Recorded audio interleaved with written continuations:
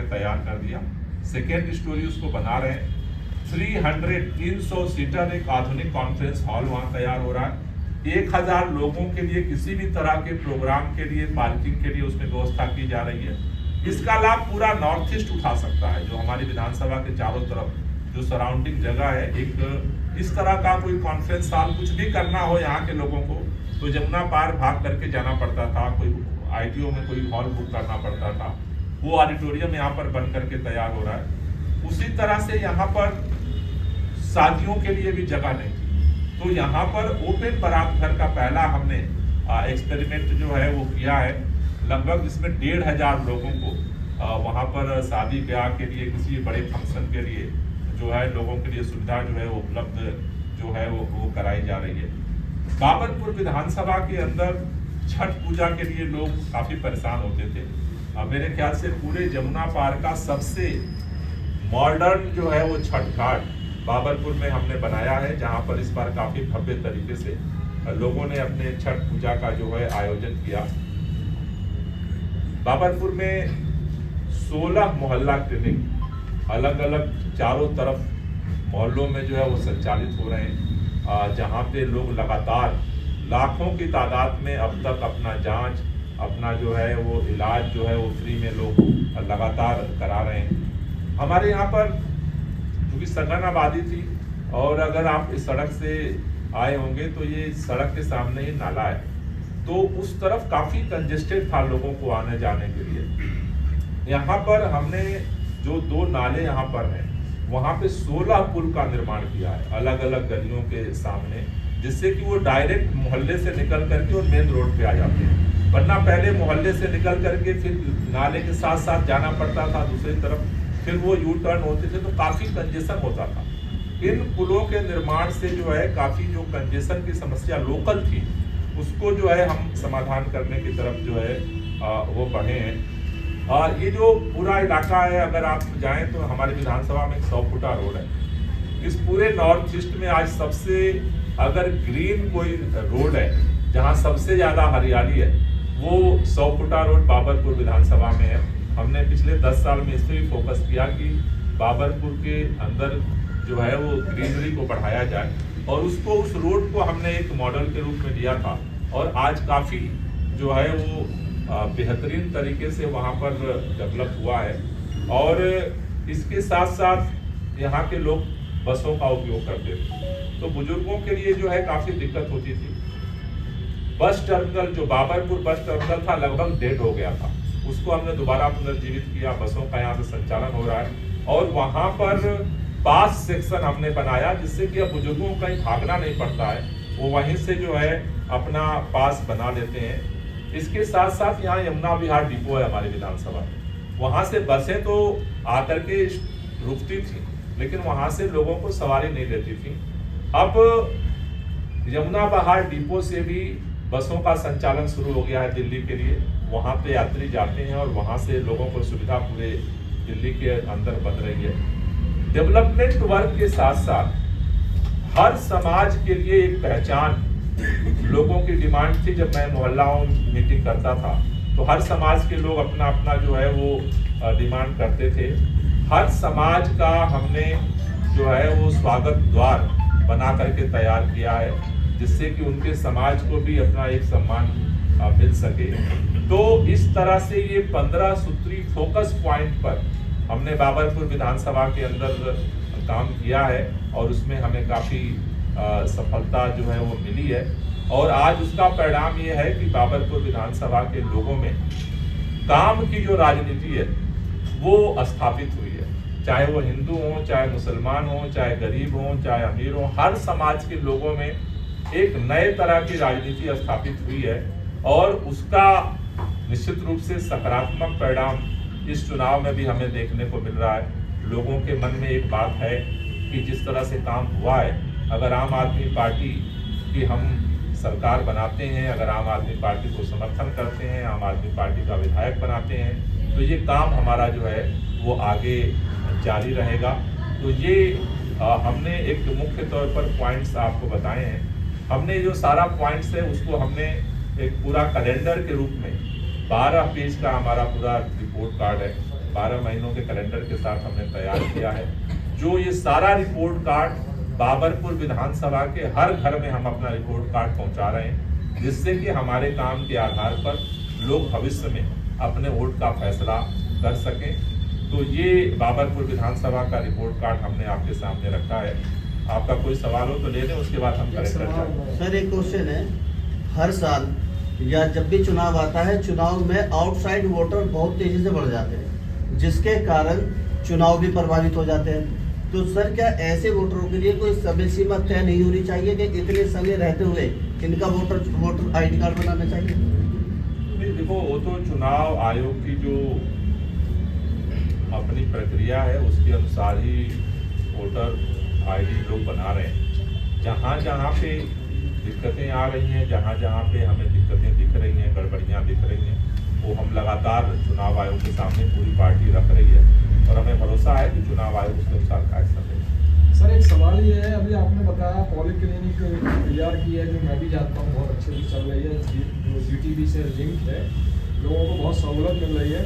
दूसरे mini stadium की आपने कहा बताया कि मिनी स्टेडियम और मॉडर्न ऑडिटोरियम, इसके साथ ही मेरा एक सवाल ये है सर कि बाबरपुर विधानसभा में पिछले 10 साल से आप मंत्री हैं, कितने नए स्कूलों का निर्माण किया गया? नए स्कूल अभी कोई नहीं बने हैं। जितने स्कूल बने थे, जैसा यहाँ पर दिक्कत क्या है, सबसे बड़ी जो चुनौती हम यहाँ फेस करते हैं लैंड की। जैसा मैंने कहा ना कि सघन आबादी है, तो बाकी तो सारे जगहों पे सारे मोहल्लों में स्कूल जितने थे उन सारों को मतलब स्टोरी बना दिया गया है, काफी कमरे उसमें बढ़ा दिए गए हैं। एक स्कूल के लिए हम प्रयास कर रहे हैं, नया स्कूल के लिए हमारा जो यहाँ पर करदमपुरी है, करदमपुरी और अंबेडकर कॉलेज के बीच में एक DDA की लैंड है, उसके लिए हम प्रयास कर रहे हैं DDA से कि वो लैंड मिल जाए। वहाँ पे हमने स्कूल का प्रस्ताव पास किया हुआ है। वो जगह मिलते ही वहाँ पर, क्योंकि उस इलाके में एक कमी है, स्कूल वहाँ पे नहीं है, तो उसके लिए हम एफर्ट कर रहे हैं। वो स्कूल हमने पास करा लिया है, DDA से लैंड के लिए कर रहे हैं। वो जमीन मिलते ही वहाँ पर एक स्कूल हम बनाने के लिए प्लान कर रहे हैं। सर लोकेशन क्या बोला? शंका है इस बात की कि अरविंद केजरीवाल मुख्यमंत्री कैसे बनेंगे, अदालत की तरफ से तो कोई उन्हें राहत मिलेगी। पहली बात कि अरविंद केजरीवाल ने खुद इस्तीफा दिया था मुख्यमंत्री पद से, अदालत ने मुख्यमंत्री पद से नहीं हटाया था। तो अरविंद केजरीवाल ने इस्तीफा इसलिए दिया था कि भारतीय जनता पार्टी ने जिस तरह के अनर्गल झूठे आरोप लगाए, अरविंद केजरीवाल जेल में थे और मुख्यमंत्री थे। जेल से रिहा होने के बाद उन्होंने इस्तीफा दिया और एक बात पर दिया कि अगर दिल्ली के लोग ये मानते हैं कि मैं ईमानदार हूँ और ईमानदारी से काम करता हूँ, तो दिल्ली के लोग अगर हमें समर्थन देते हैं दोबारा, तो मैं मुख्यमंत्री बनूंगा। दिल्ली के लोग समर्थन देंगे, अरविंद केजरीवाल मुख्यमंत्री बनेंगे। सर वो LG फाइल पे सिग्नेचर की परमिशन नहीं है, उनको वहाँ सचिवालय जाने की परमिशन नहीं है, तो कैसे चलाएंगे? उसमें तो कोई राहत मिली नहीं है। मुख्यमंत्री जब थे उसके लिए वो परमिशन थी।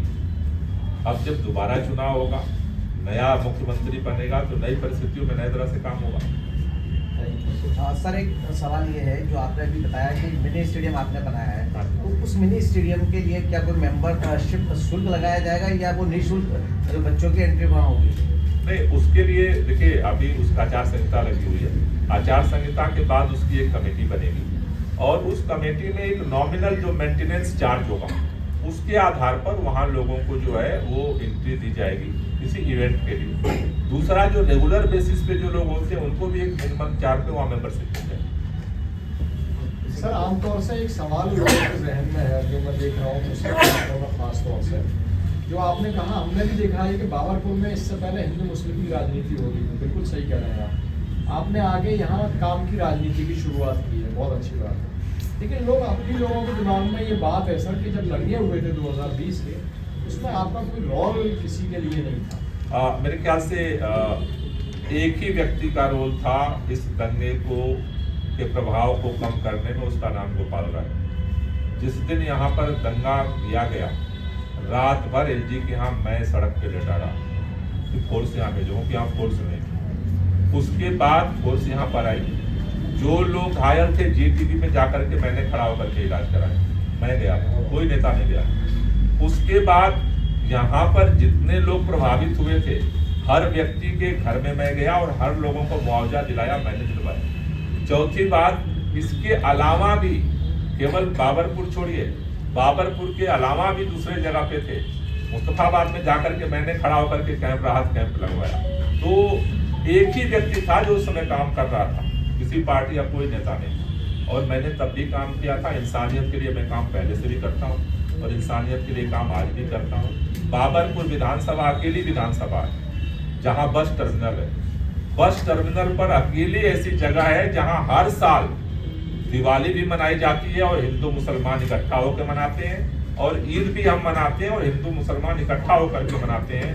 कोई ऐसा उदाहरण पूरे नॉर्थ ईस्ट में नहीं है। सर एक सवाल हो रहा है मेरा, जैसे कि अभी हमारे साथी कह रहे थे कि ये जो बाबरपुर विधानसभा सीट है हिंदू मुस्लिम बहुत ज़्यादा हुआ है। कोरोना काल के बाद ये आरोप लगते रहे हैं आम आदमी पार्टी पर कि मौलाना शाद पर मुकदमा दर्ज अरविंद केजरीवाल के द्वारा हुआ, और जब कोरोना का एक मरीजों के लिए एक लिस्ट जारी होती थी तो मरकज़ के मरीज अलग बताए जाते थे और जो नॉर्मल मरीज हैं वो अलग बताए जाते थे। तो इसका जो फैक्टर है मुस्लिम समाज में बहुत ज़्यादा देखने को मिल रहा है, क्योंकि जितने विपक्षी हैं वो बहुत ज़्यादा इस मुद्दे को उठा रहे हैं। आप जहाँ बैठे हैं ना, इसके सामने भी कबीर नगर करदमपुरी है, ये विजय पार्क पीछे है, उससे थोड़ा सा आगे जाओगे आप नूरे इलाही है, थोड़ा सा आगे जाओगे सुभाष मोहल्ला है, थोड़ा इधर चलोगे जनता कॉलोनी है। किसी मोहल्ले में जाकर के पूछ लो कि लोगों की क्या सोच है। एक बात हर व्यक्ति के दिमाग में है, आज की जो वर्तमान स्थिति है उसमें कांग्रेस पार्टी का एक भी विधायक नहीं है, और 25 दिन में दिल्ली में कोई करिश्मा होने जा रहा है और कांग्रेस इतने विधायक जिताने जा रही है कि दिल्ली में सरकार बना ले, इसकी दूर दूर दूर तक कोई संभावना नहीं है। पहली बात तो कांग्रेस आज पूरी तरह से दिल्ली विधानसभा चुनाव में सरकार बनाने के लिए से बहुत दूर है। लोगों के मन में दो ही विकल्प है, या आम आदमी पार्टी की सरकार है इसको जारी रखें या बीजेपी की सरकार बनाए। आम आदमी पार्टी की सरकार बनने से कम से कम हर परिवार का 4 से 5 हजार रुपए आज बच रहा है इस महंगाई के जमाने में हमारे इलाके में। पढ़ाई लिखाई दवाई आने जाने का किराया बिजली और पानी, 1 महीने में 5 हजार, 12 महीने में 60 हजार और 5 साल में 3 लाख। कई लोगों का 7 से 8 हजार रुपए की बचत हो रही है। आगे जो हम करेंगे वो तो उसमें एडिशन है, प्लस है। इसलिए लोगों के मन में एक ही बात है कि अगर आम आदमी पार्टी की सरकार जाती है तो सब कुछ जो काम हो रहा है बंद होगा। डबल इंजन की सरकार आती है तो उत्तर प्रदेश की तरह जो है यहाँ डबल बिजली का बिल हो जाएगा, क्योंकि जो हमारा पूरा इलाका है ना इसमें ज्यादातर उत्तर प्रदेश के लोग आकर रहते हैं। लोनी पार करो आपको पता चल जाएगा बिजली की क्या हालत है, लोनी पार करो आपको पता चल जाएगा सड़क की क्या हालत है, लोनी पार करो आपको सारे स्कूल की क्या हालत पता चल जाएगा, लोनी को पार करो आपको अस्पताल की क्या पता चल जाएगा। हमारे GTB हॉस्पिटल में लोगों को चारों तरफ से लोग आकर के दिल्ली में इलाज करा रहे हैं, सबको सुविधा मिल रही है। इसलिए लोगों के मतदाताओं के मन में एक ही बात है, इस सरकार को रखना है या हटाना है। रखने में क्या फायदा है और हटाने में क्या नुकसान है, इसका आकलन हर कोई कर रहा है। और उसका परिणाम यह है कि आज 1 महीने पहले लोग कहते थे सरकार तो केजरीवाल की ही बनेगी, सीटें ऊपर नीचे होंगी। 1 महीने जो ग्राउंड में आम आदमी पार्टी ने काम किया है, आज लोगों का कहना है कुछ भी हो सकता है दिल्ली में।